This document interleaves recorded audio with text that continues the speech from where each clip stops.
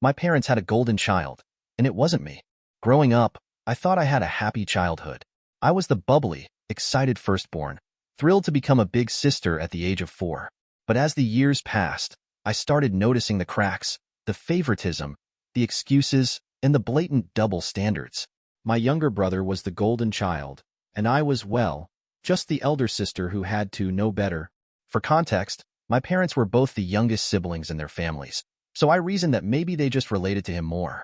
Maybe that's why they protected him like he could do no wrong. Even now, at 20, while my brother is 16, he's still the baby, immune to consequences and criticism.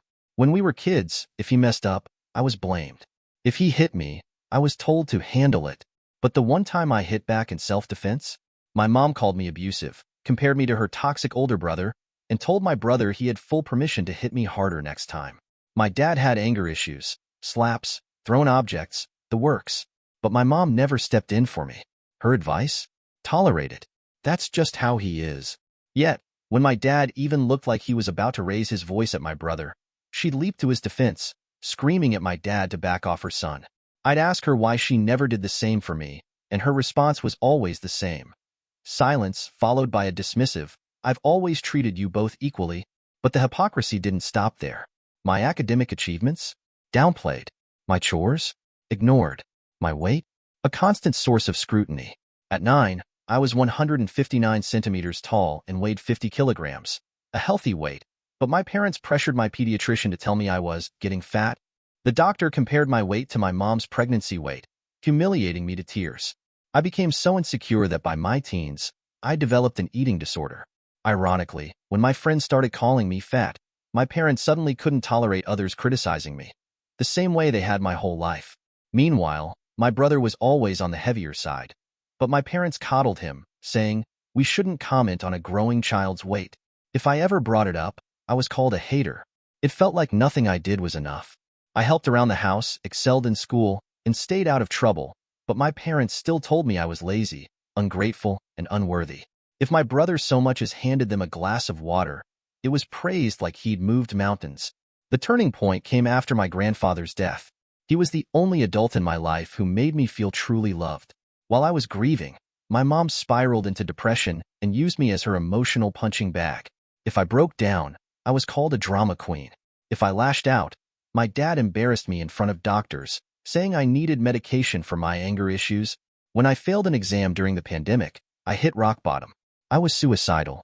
One night, I nearly went through with it, but my dad stopped me.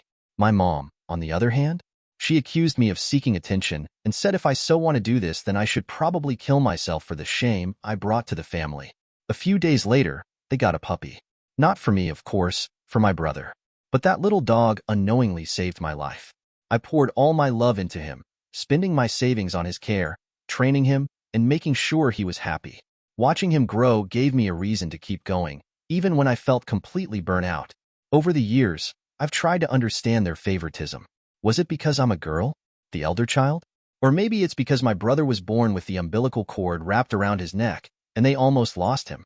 They've always been so grateful he survived.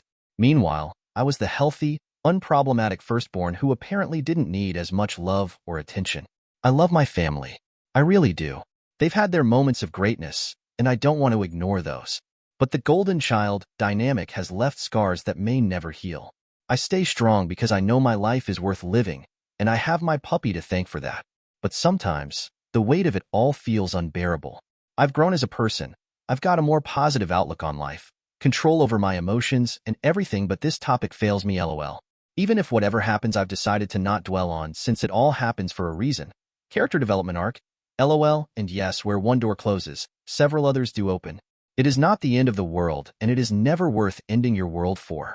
Live for the little moments instead of something big. The little moments bring us more joy than we can ever otherwise get. Live in the moment, 3 things will get better. They always do.